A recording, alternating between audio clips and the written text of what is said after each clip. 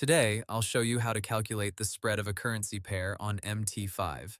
First, let's understand what the spread actually is. In MetaTrader 5, the spread is the difference between the ask price and the bid price. MetaQuotes defines spread that way in the official MT5 help, and you can also view spread information directly in MarketWatch. To calculate it manually, look at the two prices for your currency pair. For example, if EUR/USD shows a bid price of 1.08520 and an ask price of 1.08532, subtract the bid from the ask. In this case, 1.08532 minus 1.08520 equals 0.00012. That is the raw price difference. Now convert that difference into pips or points.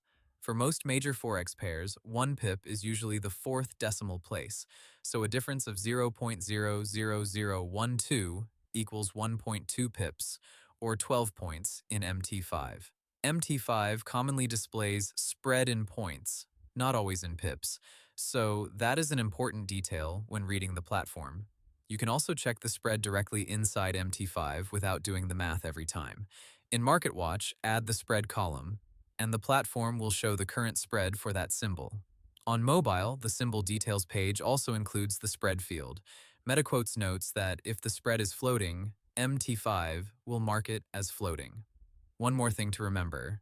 Chart bars in MT5 are usually built from bid prices, while the ask price is used when opening buy trades and closing sell trades.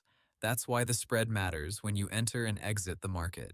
Hope the tutorial was helpful. Subscribe to my channel and see you in the next video.